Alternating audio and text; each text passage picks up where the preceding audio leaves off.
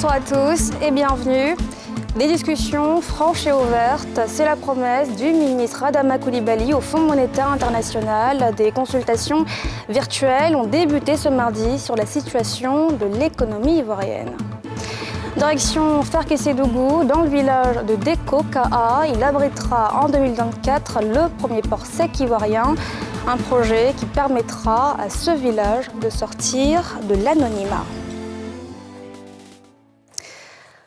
Des discussions franches et ouvertes, c'est ce que promet le ministre de l'économie et des finances, Adama Coulibaly. C'était à l'ouverture des consultations virtuelles Covid-19 oblige avec le Fonds monétaire international sur la situation de l'économie ivoirienne et les perspectives à venir. On écoute Adama Coulibaly. Cette revue s'inscrit dans le cadre des missions de surveillance multilatérale du FMI en tant que garant de la stabilité du système monétaire international. Cet exercice consistera à passer en revue la situation de l'économie ivoirienne et de discuter des orientations de politique économique susceptibles de préserver la solidité du cadre macroéconomique, de consolider les perspectives économiques et soutenir la croissance à moyen et long terme. Il convient de rappeler le rôle majeur du Fonds monétaire international dans la lutte contre la pandémie à Covid-19. Grâce à ces efforts, le pays a été l'un des rares à ne pas rentrer en récession en 2020, avec une croissance économique qui devrait s'établir à 1,8%, confirmant ainsi la résilience de l'économie ivoirienne. Pour 2021 et à moyen terme, les perspectives demeurent bonnes. Le gouvernement est conscient des défis importants à relever pour relancer la croissance et mettre en œuvre sa stratégie de développement tout en capitalisant sur les évolutions favorables de l'environnement extérieur. Plus d'1 milliard de francs CFA, c'est la jolie somme qui a été octroyée à des entreprises avicoles impactées par la pandémie de coronavirus en important appui financier du PSNDEA, projet de solution numérique pour le désenclavement des zones rurales et l'e-agriculture. Pierre Dipomela.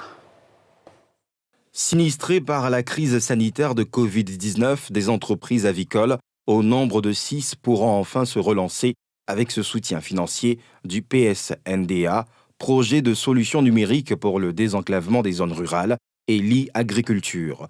Coût de l'opération, plus d'1 milliard de francs CFA. C'est l'aboutissement d'un long processus démarré en juillet 2020 avec plusieurs étapes. Les 6 contrats qui ont été signés sont d'un montant de 1 milliard 148 808 290 francs CFA. Mesdames et messieurs, nous partageons vos inquiétudes. L'attente a été longue. Mais comme on le dit, c'est 9 mois avant d'accoucher, mais quand on est toujours heureux d'accoucher.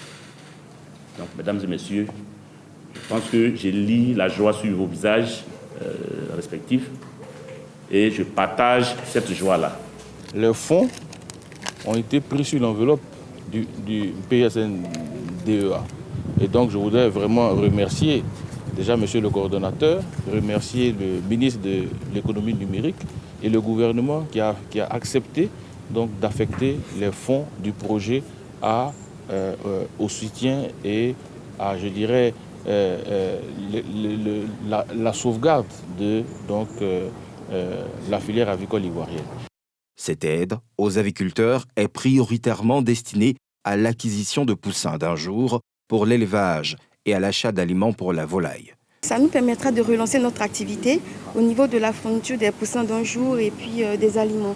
Voilà, c'est tout le secteur qui sera impacté par cette allocation. Dans le cadre du soutien du gouvernement aux structures agricoles impactées par la pandémie du coronavirus, une réallocation de 11,6 milliards a été faite sur le budget du PSNDA à destination de plusieurs structures du secteur agricole. Et puis les perturbations de l'éducation engendrées par la Covid-19 ont touché des millions d'élèves dans le monde. À l'instar des autres pays impactés en Afrique, la Côte d'Ivoire a déployé des solutions innovantes afin d'assurer la continuité de l'apprentissage. Mais en dépit des acquis, un an après, des défis demeurent, des défis que compte relever la ministre en charge de l'Éducation nationale. Elle a pris des engagements ce mardi lors du forum virtuel de la coalition mondiale pour l'éducation. Timé Danger, Mathieu Rambadé. Les perturbations de l'éducation en lien avec la Covid-19 a induit le recours à l'apprentissage numérique. Un an après le déploiement de cette solution technologique pour continuer de dispenser le savoir aux apprenants, un forum virtuel de la Coalition mondiale pour l'éducation se penche sur acquis et contraintes à lever pour un système éducatif plus résilient en Afrique. En ligne, un groupe représentatif de ministres en charge de l'école sur le continent, des partenaires de l'UNESCO et des représentants syndicaux s'enrichissent des expériences dans 112 pays, dont 30 en Afrique. Occasion pour la ministre ivoirienne de l'Éducation nationale de décliner les acquis de son pays. Quoique le leadership ivoirien en la matière ait donné des résultats probants, des défis demeurent, des attentes que la ministre s'engage à traiter.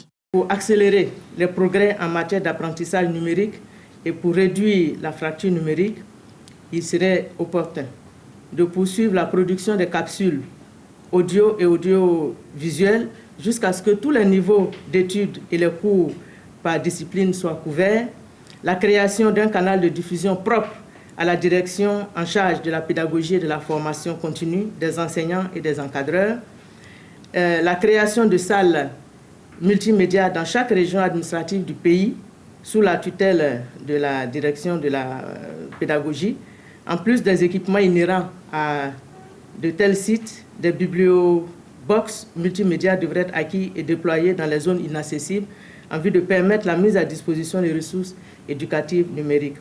Ce forum virtuel, qui réunit les 175 partenaires de la coalition mise en place par l'UNESCO, s'inscrit dans les festivités de la Journée de l'Afrique. Cette célébration est mise à profit pour explorer les possibilités technologiques susceptibles de rendre les systèmes éducatifs plus résilients afin de garantir un apprentissage continu et équitable en Afrique. À l'horizon 2024, la Côte d'Ivoire disposera d'un port sec, le premier du pays. La première pierre du projet a été posée vendredi dernier, construit à Dekokaa, dans la région du Tchogolo. Le village jubile déjà de sortir de l'anonymat grâce à ce grand projet d'intégration économique. Timé Danger, Tanguy Kona. Farkessidougou, capitale du Tchologo, dans le septentrion ivoirien. Sa position géostratégique à 600 km de trois capitales de la sous-région, notamment Bamako, Ouagadougou et Abidjan, lui permet d'abriter le premier port sec du pays. La plateforme logistique va y être aménagée sur 732 hectares des terres de Dekokaa, à 3 km de là, sur la nationale A3 menant à Ouangolodougou, de quoi fait sortir de l'anonymat un village historique. Dekokaa signifie, c'est le nom d'une personne, le fondateur du village. C'était un guerrier qui défendait la cause de Sokoro. Le Sokoro qui est le premier village de la ville de Ferké. Donc nous sommes les descendants de Sokoro. Au temps de Samboro, il y avait la crise guerrière à ce moment-là. Donc le vieux Sokoro a dépêché son fils Dioko pour venir faire une barrière ici. Donc c'est ainsi le nom est revenu au village. Ici, sous le règne de la nouvelle génération à la tête de la chefferie, au sein de la notabilité, le village va connaître une métamorphose avec un projet innovant accueilli avec ferveur. Ça va générer de l'emploi. Parce que j'ai appris que ça fait 60 comme 1000 emplois directs puis indirects. Je pense que les jeunes seront satisfaits. L'ouvrage va induire le déplacement des milliers d'occupants de l'emprise. Dekokaa ne s'en émeut guère. Quoique ces terres aient été déclarées d'utilité publique, les assurances d'indemnisation font ainsi leurs effets. Il y aura les écoles, il y aura les maternités, il y aura des logements de ceux qui vont déplacer. Tout cela vraiment, seront vraiment recasés. Outre les indemnisations en numéraire, DECOCA va bénéficier d'infrastructures socio-économiques. Des sites sont déjà dégagés pour leur réalisation. C'est ce côté gauche-là qui est prévu pour les infrastructures qu'on a demandé à l'État ivoirien. École, maternité, ainsi. On a prévu 20 hectares qui vont délocaliser ceux qui sont dans le campement là, qui vont habiter. Ces ouvrages communautaires font déjà le bonheur des femmes qui y voient la fin de leur calvaire, surtout en matière de eau potable. Elles ne boudent pas leur plaisir.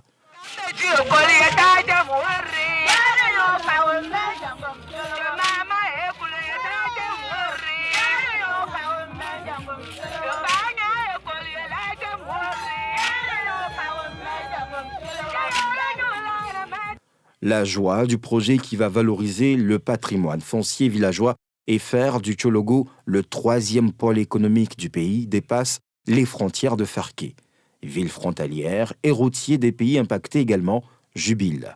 Entre Wangolo et Ferké, les camions qui vont transporter par le Mali et le Burkina vont forcément par Wangolo. Donc du coup, même s'ils finissent déjà, ils vont passer encore par Wangolo. Donc vous voyez, du coup, ça va faire bouger un peu l'économie au niveau de Wangolo. Donc je pense que c'est une action noble et je suis très heureux. Et c'est pourquoi j'ai tenu à être là personnellement pour assister à la pose de la première pierre. Et je pense que nous allons prier Dieu pour qu'on puisse voir aussi l'inauguration. Voilà, parce que c'est, en tout cas, nous sommes très heureux. Et aujourd'hui, vous avez vu, les populations de Wangolo se sont déplacées massivement pour venir assister à la pose de la première pierre. Ça veut dire que ce n'est pas le maire seulement, même les populations. On est tout le monde, en tout cas, très content. Tout le flux qui passera par le Mali, Niélé sera servi. Et pour moi, en tant que maire, c'est une bonne opportunité pour développer ma ville et créer beaucoup d'activités directes par le port et aussi indirectes par tout ce que ça va entraîner en termes de commerce, en termes de produits locaux qui seront valorisés et en termes d'emploi pour les jeunes, en termes d'emploi pour l'autonomisation des femmes. C'est une occasion aujourd'hui de réduire tout ce qu'on a comme immigration des jeunes vers l'extérieur ou bien aller forcément chercher de l'activité à Abidjan ou dans d'autres villes, d'autres métropoles. Aujourd'hui, dans le Tchologo, on aura aussi quelque chose qui va attirer des jeunes des autres régions ici à Ferké. Le Mali, Abidjan, Bamako, ça fait 1200 km. Et ils gagnent pratiquement près de 600 km de moins. Le Burkina, c'est à peu près la même chose. Donc ça va régler le problème de dégradation de l'infrastructure, l'accident de la circulation et le tracassé de routiers. D'un coût d'exécution de 254 milliards de francs CFA, le port sec de Ferké DECOCA, dont la première pierre a été posée vendredi dernier, comprend 3 composantes. Un terminal import-export, abritant services portuaires et entrepôts, un dépôt d'hydrocarbures et un marché à bétail avec abattoir industriel intégré. Une infrastructure moderne à laquelle la tradition ajoute ses notes de satisfaction. Alors qu'elles représentent 48% de la population, les femmes restent sous-représentées dans les instances politiques. Seulement 2 femmes sont présidentes de conseils régionaux et 16 sont maires. Comment donc changer la donne et favoriser l'émergence du leadership ivoirien, du leadership féminin en Côte d'Ivoire? C'était l'objet d'une conférence initiée par des femmes leaders. Nadja Eja. Au niveau de la gouvernance locale, on compte seulement 2 femmes présidentes de conseils régionaux et 16 femmes sur 200 MR. Une situation à améliorer face au rôle primordial de la femme dans le développement socio-économique d'un pays. Cette conférence tenue autour du thème « Leadership féminin et développement local » est le lieu de réunir aussi bien les femmes élues que des chefs d'entreprise et des responsables d'associations et d'institutions publiques des collectivités territoriales. Objectif, contribuer au développement local à travers le leadership féminin. Les thèmes inscrits au programme, dont certains portent sur le réseautage, la solidarité, sont en résonance avec la vision du président de la République d'une Côte d'Ivoire solidaire. Les recommandations issues de vos fructueuses discussions seront examinées avec la plus grande attention par le gouvernement en vue de renforcer le rôle des femmes dans la gestion de villes et de communes durables pour une Côte d'Ivoire toujours prospère et solidaire. Une initiative de l'Assemblée des régions et districts de Côte d'Ivoire. Nous espérons vivement que la mise en œuvre des résolutions de la présente conférence contribuera de manière significative à réaliser des actions plus efficaces et cohérentes en vue de l'atteinte des objectifs de développement durable amenés par les acteurs locaux et basés sur la promotion du leadership des femmes. Cette conférence intervient dans le cadre du projet d'appui aux autorités régionales et locales, soutenu par l'Association internationale des maires francophones et financé par l'Union européenne. Plusieurs échanges sur des thèmes axés sur des mécanismes internationaux, le financement, le réseautage et le renforcement du leadership ont permis de mettre en place une plateforme nationale en faveur de la représentativité des femmes dans les instances nationales, régionales et locales. Ce 25 mai est la Journée mondiale de l'Afrique. Elle symbolise la signature des accords de l'Organisation de l'Unité africaine, l'ancêtre de l'actuelle Union africaine. Elle représente le combat de tout le continent pour la libération, le développement et le progrès économique. À Abidjan, cette journée a mis un point d'honneur sur l'amélioration des conditions de vie et de travail des migrants. Nadja Ejar. Lutter contre le racisme, la haine et la xénophobie dans le monde et en particulier entre les pays africains. C'est l'objectif de la plateforme des centrales syndicales sur la migration à l'initiative de cette cérémonie initiée dans le cadre de la Journée de la libération de l'Afrique, commémorée tous les 25 mai depuis 1963 pour célébrer la signature des accords de l'Organisation de l'Unité africaine, ex-OUA, devenue Union africaine. Cette journée interpelle sur le rôle des gouvernements pour une Afrique unie. Pour nous, c'est une journée pour renouveler l'espoir et nous rappeler que nos aspirations à parvenir à une société égalitaire où notre prospérité est partagée dans la paix, l'harmonie est une lutte que nous devons continuer de mener. Pour la plateforme des centrales syndicales sur la migration Côte d'Ivoire, cette journée permet de faire un plaidoyer pour l'amélioration des conditions de vie des migrants travailleurs. Nous menons des activités pour pouvoir demander aux travailleurs migrants de s'intéresser un peu plus aux organisations syndicales. Parce que nous avons compris que nous avons beaucoup de travailleurs migrants. Malheureusement, ils ne s'intéressent pas aux syndicats. Donc nous sommes disposés pour leur permettre quand même de maîtriser un peu la législation au niveau national et pour pouvoir défendre un peu leurs droits. La célébration de cette commémoration a été marquée par une pensée à l'endroit du Qatar, pays organisateur de la Coupe du Monde 2022, confronté depuis peu à des propos racistes de part et d'autre. Dans l'actualité internationale, c'est un coup d'État. Dans le coup d'État au Mali, le président et son premier ministre de transition ont été arrêtés par la junte militaire, la même qui avait contraint Ibeka à démissionner. Emmanuel Macron, le président français, condamne ce coup de force et exige leur libération. Pierre Dipomela. La situation politique au Mali s'est rapidement détériorée, juste après la nomination d'un nouveau gouvernement par le Premier ministre de la Transition. La junte militaire, non satisfaite du mécanisme de nomination, a aussitôt arrêté le président de la Transition, Baandaou, et son Premier ministre. Ils sont accusés de violer la charte de la transition. Dans les démarches de constitution d'un nouveau gouvernement, le Premier ministre nouvellement reconduit a établi une liste en accord avec le président de la transition, sans aucune concertation avec le vice-président en charge des prérogatives à lui conférées par la charte, à savoir la défense et la sécurité. Une telle démarche témoigne d'une volonté manifeste du président de la transition et du Premier ministre d'aller vers une violation de la charte de transition, contrairement au serment prêté lors de son investiture le 25 septembre 2020, d'où une intention avérée de sabotage de la transition.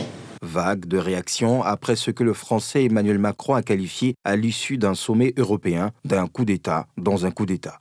Nous avons condamné avec la plus grande fermeté, en lien avec l'Union africaine et la CEDEAO l'arrestation du président de la transition, de son Premier ministre et de leurs collaborateurs.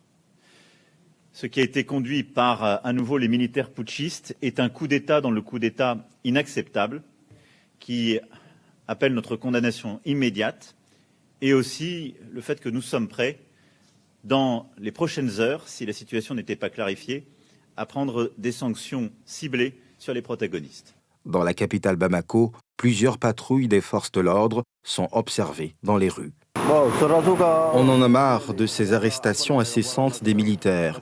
Ils s'attaquent aux personnes, soit c'est pour les tuer, soit c'est pour les arrêter. Et on ne sait jamais pourquoi. Je ne suis pas contre ces arrestations car nous soutenons les militaires. C'est à la population de les laisser faire leur travail. Assez pour la langue serpentine. Optons pour le calme. Choisissons un président, laissons les militaires présider. Le Mali a entamé une transition politique suite à un putsch qui a renversé le président élu, Ibrahim Boubacar Keïta, le 18 août 2020. Le colonel Goïta, à la tête des putschistes, reprend les choses en main après avoir arrêté les dirigeants de cette transition à laquelle l'UA et la CEDEAO s'étaient fortement impliqués.